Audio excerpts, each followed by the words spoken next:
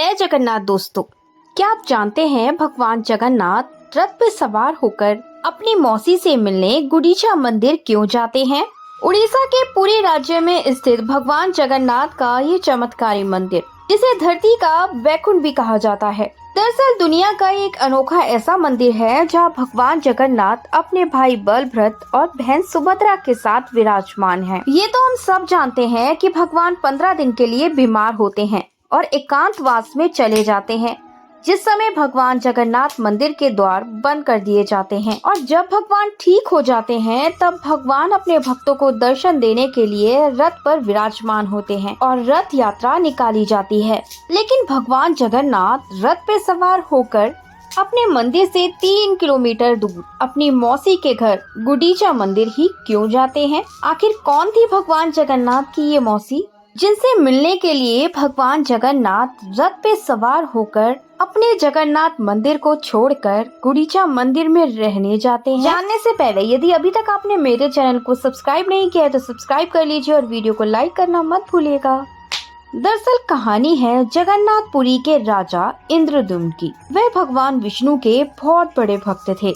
उन्होंने भगवान जगन्नाथ की इतनी पूजा पाठ की, उनकी भक्ति से प्रसन्न होकर भगवान विष्णु ने उन्हें दर्शन दिए और जगन्नाथपुरी मंदिर बनाने का आदेश दिया।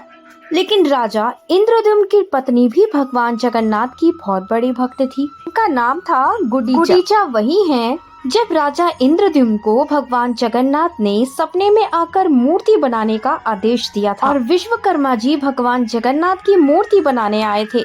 लेकिन उन्होंने एक शर्त रखी थी कि जब तक वे मूर्ति बनाएंगे तब तक उस कक्ष में कोई भी प्रवेश नहीं करेगा। 3 दिन बीत चुके थे और उस कक्ष से किसी भी प्रकार की कोई आवाज नहीं आ रही थी।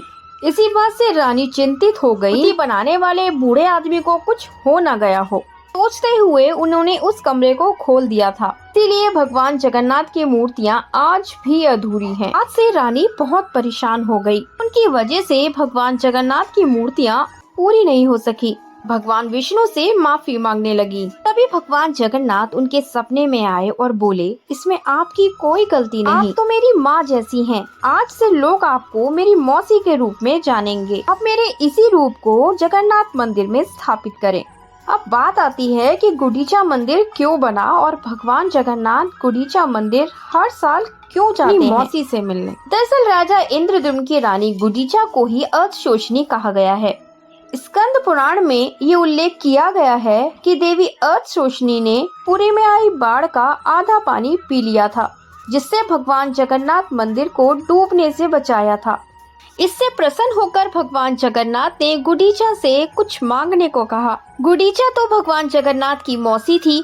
उन्होंने भगवान जगन्नाथ को अपने साथ रहने को कहा, लेकिन भगवान जगन्नाथ अपना जगन्नाथपुरी छोड़कर नहीं जा सकते थे। तभी भगवान जगन्नाथ ने अपनी मौसी गुंडीचा से प्रॉमिस किया कि वह हर साल उनसे मिलने उनके मंदिर गुंडीचा आएंगे। तभी से ये प्रथा चलती आ रही है। जगन्नाथ मंदिर से 3 किलोमीटर दूर गुंडीचा मंदिर अपनी मौसी से मिलने भगवान जगन्नाथ हर साल रथ पे सवार होकर आते हैं। यात्रा के बाद भगवान जगन्नाथ का स्वागत अपने मौसी के घर बड़ा ही धूमधाम से किया जाता है। उन्हें यहाँ कई प्रकार के भोग चढ़ाए जाते हैं।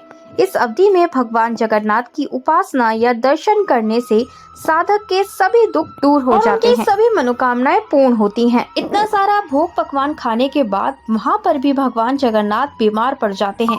फिर उन्हें पाथे का भोग लगाया जाता है, जिससे भगवान जगन्नाथ ठीक हो जाते हैं। जानते हैं इतना लाड प्यार देखकर भगवान जगन्नाथ का मन वहाँ से आने को नहीं करता। फिर भगवान जगन्नाथ को बुलाने के लिए माता लक्ष्मी गुंडीचा मंदिर जाती हैं, किंतु माता लक्ष्मी को गुंडीचा मंदिर में प्रवेश करने से रोक दिया जाता है, जिससे क्रोधित होकर माता लक्ष्मी जगन्नाथ भगवान के रथ का पहिया तोड़ देती हैं और अपने मंदिर वापस लौट जाती हैं। जब इस बात का पता भगवान जगन्नाथ को लगता है, तब भगवान जगन्नाथ लक्ष्मी माता को मनाने उनके मंदिर जाते हैं।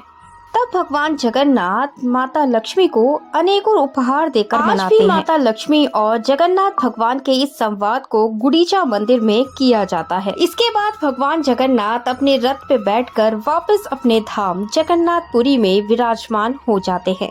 यही रथ यात्रा समाप्त होती है। जय जगन्नाथ। अगर आपको ये वीडियो अच्छी लगी तो वीडियो को लाइक शेयर सब्सक्राइब करना मत भूलिएगा। राधे राधे।